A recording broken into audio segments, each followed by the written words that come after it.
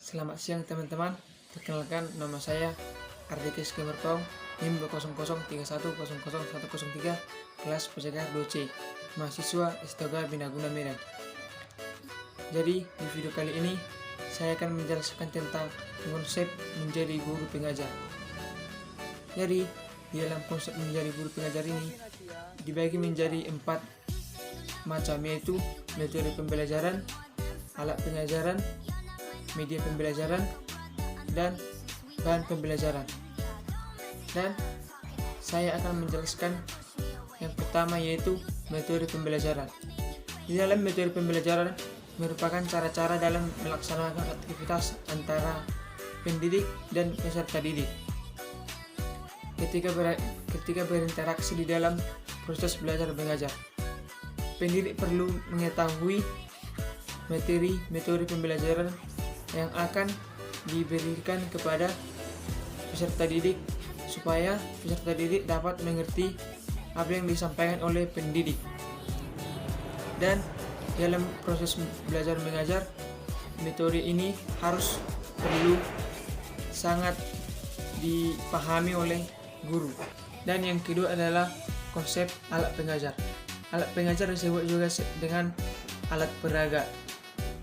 Alat peraga adalah semua atau segala sesuatu yang dapat digunakan dan dapat dimanfaatkan untuk menjelaskan konsep-konsep penjelasan dari materi yang akan diberikan, supaya materi yang diberikan lebih jelas, menjadi nyata, dan dapat merangsang pikiran peserta didik untuk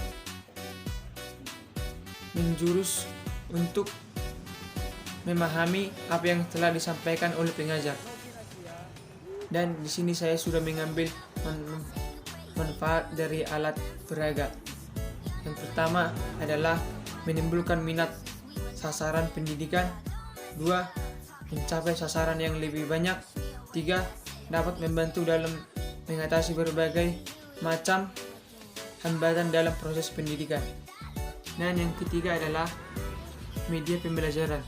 Secara umum kita ketahui media pembelajaran ini membutuhkan alat bantu dalam proses belajar mengajar supaya kita dapat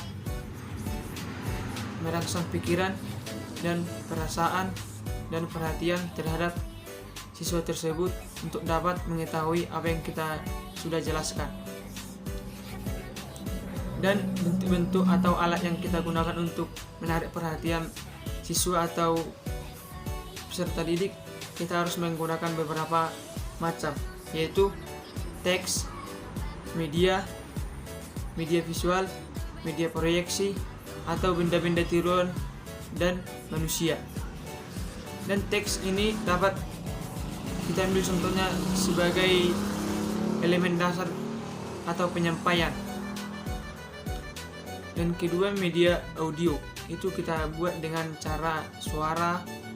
Yang ketiga, media visual, ini kita dapat menggunakannya dengan cara membagikan gambar atau sketsa tentang materi yang akan kita sampaikan.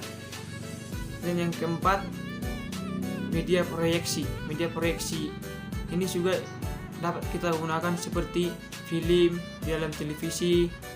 Dan yang kelima adalah benda-benda tiruan atau miniatur.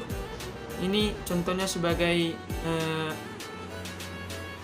benda 3 dimensi atau benda-benda yang dapat dipegang.